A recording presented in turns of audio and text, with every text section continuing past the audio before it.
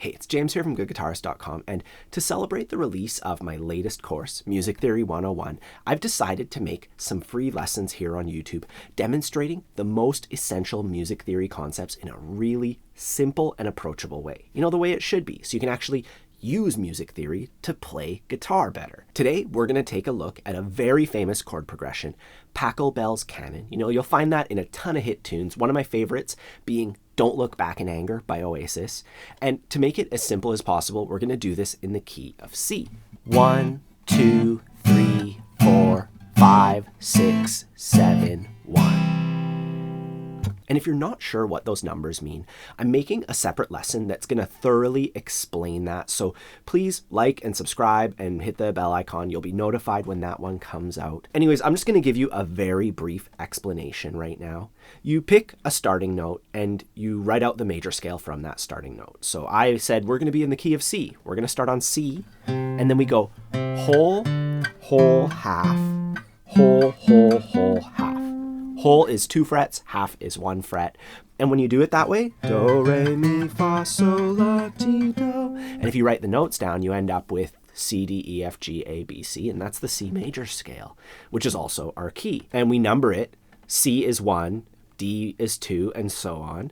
And then we have a little shortcut here. We take the 2, 3, and 6 chords and we make them minor. The 7 is diminished. The remaining chords, 1, 4, 5, are major, and those are all the chords in the key of C.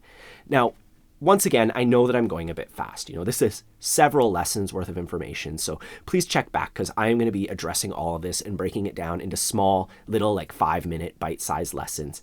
But at the end of the day, all you have to really grasp is that those are the chords in the key of C. We number each of them for analysis purposes, and with that out of the way, you know, with the fundamentals of music theory, let's just take a look at our progression.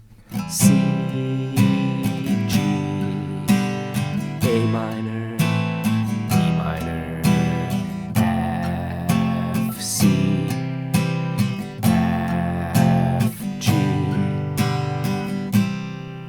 And I'm sure you can already start hearing like that, you know, all that stuff. That's Pachelbel's Canon.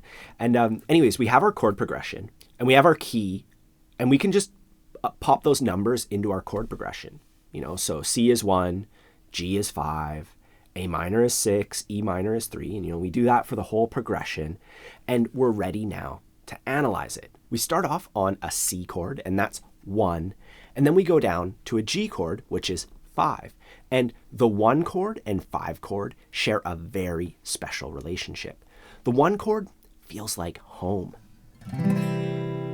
You know, and a song is kind of like a story. And in our story, the hero, they start out at home. To make our story interesting, we have to go away from home.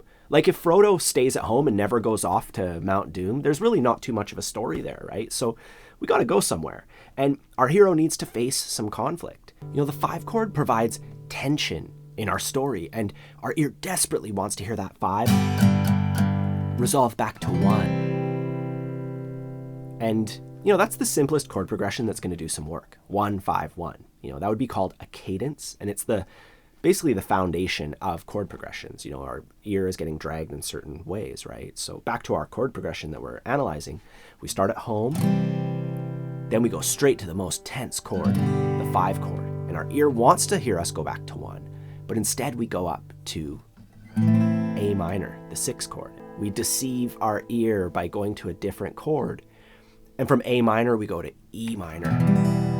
And here is where the theory starts to get interesting, where a pattern starts to emerge. Going from C to G was 1, 5. And now from A minor, we go down to E minor. And the relationship between A minor and E minor is very interesting. If we start on A is 1, B is 2, C is 3, D is 4, E is 5. So from A to E is 5. It's kind of like that 1, 5 thing again. In our ear, we get that same satisfaction, you know, of resolution, right? E minor is the 5 chord of A minor when we're in this key.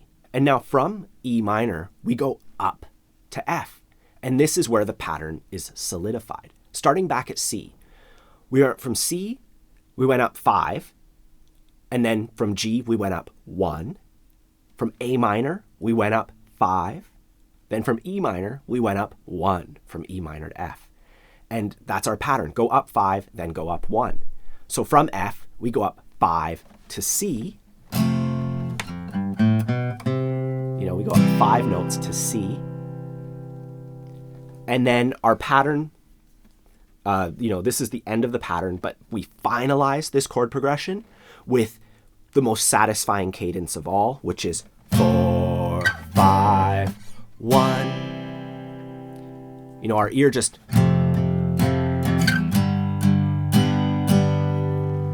Where does it want to go? You can hear it resolve in your head. You desperately want to just back home. So 4, 5, 1 is this triumphant finale to our story. Let's just recap the whole thing. So we start at C, we go up 5 to G, then we go up 1 to A minor, up 5 to E, up 1 to F, up 5 to C, and then 4, 5, 1 to finalize it with the most powerful cadence of all. So now the question is, why do we care? Why does it matter? And I think the real reason is because our ear loves to hear patterns. Even somebody who doesn't know anything about music, who's never picked up a guitar or played piano or anything like that before, right? For whatever mysterious reason, they're going to be attracted to patterns like that, and that's going to sound like an enjoyable song to them, and this is why we analyze music, to find these patterns and make adjustments or do whatever it takes to make them your own. We could change keys. We could do it in starting on E, and then we just go E up to the 5, then up 1, 5, up 1, 5, 4. Using those numbers, I was able to just kind of follow the pattern and play it in a different key. And you could, do it that way. Or let's go back to the key of C. You could do a different pattern. Maybe you could go up 3 and then up 2. So you start on C.